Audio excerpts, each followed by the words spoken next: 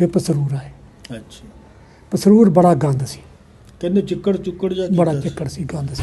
ਲਓ ਜੀ ਸਰਦਾਰ ਜੀ, ਪਸਰੂਰ ਕੋਈ ਅਮਰੀਕਾ ਨਹੀਂ ਬਣ ਗਿਆ, ਉਹ 76 ਸਾਲਾਂ ਬਾਅਦ ਵੀ ਉਸ ਰਹੀ ਹੈ। ਤੁਸੀਂ ਤੁਹਾਨੂੰ ਵੇਖ ਕੇ ਹੈਰਾਨੀ ਹੋਏਗੀ ਕਿ ਟੁੱਟੀਆਂ ਸੜਕਾਂ, ਜਗ੍ਹਾ ਜਗ੍ਹਾ ਗੰਦਗੀ, ਬਾਰਿਸ਼ ਦਾ ਪਾਣੀ।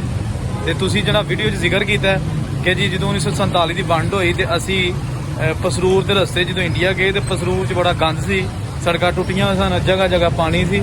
ਤੇ ਮੈਂ ਕਿਹਾ ਤੁਹਾਨੂੰ 47 ਦੀ ਵਾਲੀ ਯਾਦ ਦਿਲਾ ਦਈਏ ਕਿ ਪਸਰੂਰ ਦੇ ਲੋਕਾਂ ਦਾ ਮੁਕੱਦਰ ਜਿਹੜਾ ਨਾ ਉਹ ਅੱਜ ਵੀ ਉਸ ਤਰ੍ਹਾਂ ਦਾ ਹੀ ਹੈ। ਇਹ ਤੁਸੀਂ ਦੇਖੋ, ਇਹ ਮੇਨ ਇਹਦਾ ਜਿਹੜਾ ਨਾ ਉਹ ਕਚਹਿਰੀ ਰੋਡ, ਯਾਨੀ ਕਿ ਇਸ ਸਾਈਡ ਤੇ ਸਿਆਲਕੋਟ ਤੇ ਇਸ ਸਾਈਡ ਤੇ ਇਹਦੇ ਪਿੱਛੇ ਨਾਰੋਵਾਲ। ਇਹ ਦਾ ਮੇਨ ਰੋਡ ਹੈ ਜਿਹੜਾ ਕਚਹਿਰੀ ਰੋਡ ਕਹਿਲਾਂਦਾ, ਟਿੰਬਰ ਮਾਰਕੀਟ। ਇਹ ਵਿੱਚ ਕੋਈ ਸਮਾਨ ਲੈ ਕੇ ਜਾ ਰਿਹਾ ਸੀ ਦੋਸਤ, ਇਹਦੀ ਸਾਰੀ ਲਾਭ ਜਿਹੜੀ ਹੈ ਨਾ ਉਹ ਡਿੱਗ ਪਈ ਹੈ। ਤੇ ਲਾਭ ਇਕੱਠੀ ਕਰਕੇ ਤੇ ਉਹਨੇ ਰਕਸ਼ੇ ਤੇ ਲੱਦੀ ਹੈ।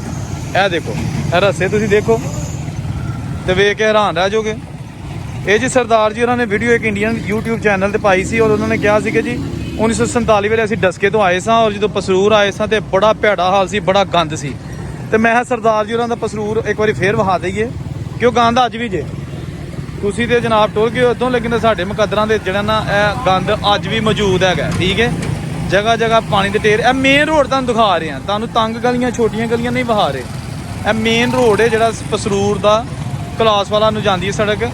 ਤੇ ਉਹਦੇ ਤੁਸੀਂ ਹਾਲ ਦੇਖੋ ਕਿ ਇੱਥੇ ਬਣਿਆ ਕੀ ਹੈ।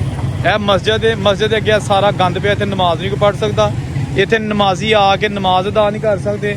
ਜਿਹੜੇ ਇੱਥੇ ਕਾਰੋਬਾਰ ਨੇ ਉਹ ਸਾਰੇ ਤੁਸੀਂ ਦੇਖੋ ਕਿ ਬਿਲਕੁਲ ਤਬਾਹ ਬਰਬਾਦ ਹੋ ਗਏ ਨੇ। ਜਦੋਂ ਕਿਤੇ ਇੱਥੋਂ ਲੰਘ ਹੀ ਨਹੀਂ ਸਕਣਾ ਤੇ ਇੱਥੇ ਕਾਰੋਬਾਰ ਕਿਸੇ ਕੀ ਕਰਨਾ, ਠੀਕ ਹੈ ਨਾ। ਇਹ ਦੇਖੋ ਜਗ੍ਹਾ ਜਗ੍ਹਾ ਲੋਕੀ ਗੰਦ 'ਚ ਉਹਦੀ ਲੰਘਦੇ ਨੇ ਔਰ ਕੱਪੜੇ ਵੀ ਪਲੀਤ ਹੋ ਰਹੇ ਨੇ, ਮਿੱਟੀ ਸਾਰਾ ਕੁਝ ਜਿਹੜਾ ਇਹ ਤੁਹਾਡੇ ਸਾਹਮਣੇ ਹੀ ਹੈ। ਇਹ ਹਲੇ ਬਾਰਿਸ਼ ਨਹੀਂ ਹੋਈ ਤੇ ਜੇ ਬਾਰਿਸ਼ ਹੋਏ ਤੇ ਤੁਸੀਂ ਅੰਦਾਜ਼ਾ ਲਾਓ ਕਿ ਇੱਥੇ ਕੀ ਬਣੇਗਾ। ਉਹ ਜੇ ਨਿਕੰਮੇ ਸਿਆਸਤਦਾਨ, ਨਿਕੰਮੇ ਸਾਡੇ ਮੁਤਲਕਾ ਅਫਸਰ, ਨਿਕੰਮੀਆਂ ਹਕੂਮਤਾਂ ਜਿਨ੍ਹਾਂ ਨੇ ਬੇੜਾ ਗਰਕ ਕਰਕੇ ਰੱਖ ਛੜਿਆ ਇਸ ਮੁਲਕ ਦਾ। 76 ਸਾਲ ਆਜ਼ਾਦੀ ਨੂੰ ਹੋ ਗਏ ਨੇ। ਜਿਸ ਤਰ੍ਹਾਂ ਕਿ ਜਸ਼ਨ ਆਜ਼ਾਦੀ ਮਨਾਇਆ ਜਾ ਰਿਹਾ, ਕਾਹਦੀ ਆਜ਼ਾਦੀ ਮਨਾਈ ਜਾ ਰਹੀ ਹੈ? ਮੁਲਕ ਨੂੰ ਲੁੱਟ ਕੇ ਤੁਸੀਂ ਖਾ ਛੜਿਆ, ਤਬਾਹ ਬਰਬਾਦ ਕਰ ਛੜਿਆ। ਇਹ ਹੁਣ ਇੱਥੇ ਲੰਘੇ ਕੋਈ ਕਿਸ ਤਰ੍ਹਾਂ? ਤੁਸੀਂ ਆਪੇ ਅੰਦਾਜ਼ਾ ਲਾਓ ਕਿ ਲੰਘਣ ਵਾਲਾ ਕੋਈ ਰਾਹ ਹੈਗਾ ਜਿਹਦੇ ਨਾਲ ਬੱਚੇ ਨੇ ਜਾਂ ਜਿਹਨੇ ਜਾ ਕੇ ਘਰ ਨਮਾਜ਼ ਪੜ੍ਹਨੀ ਹੈ, ਕੱਪੜਿਆਂ ਦਾ ਬੇੜਾ ਗਰਕ ਹੋ ਗਿਆ ਨਾ, ਤੇ ਨਾਰੇ ਮਾਰਦੇ ਨੇ, ਬਾਜੇ ਵਜਾਉਂਦੇ ਨੇ ਵੀ ਲੋਕੀ ਕਿ ਜੀ ਜਸ਼ਨ ਆਜ਼ਾਦੀ। ਇਹਦੇ ਨਾਲ ਬਿਹਤਰ ਸੀ ਕਿ ਗੋਰਿਆਂ ਕੋ ਰਹਿੰਦੇ। ਗੋਰਿਆਂ ਦਾ ਮਕਸਦ ਇਹ ਹੈਗਾ ਸੀ ਕਿ ਕਮ ਸੇ ਕਮ ਉਹ ਨਾ ਉਹਨਾਂ ਲਾਈਨਾਂ ਉਹਨਾਂ ਵਿਛਾਈਆਂ, ਸੜਕਾਂ ਉਹਨਾਂ ਬਣਾਈਆਂ, ਟ੍ਰੇਨਾਂ ਉਹਨਾਂ ਚਲਾਈਆਂ, ਤੇ ਨਿਜ਼ਾਮ ਸਾਰੇ ਉਹ ਛੱਡ ਗਏ ਨੇ। ਤੇ ਅਸਾਂ ਕੀ ਕੀਤਾ? ਬਰਬਾਦ।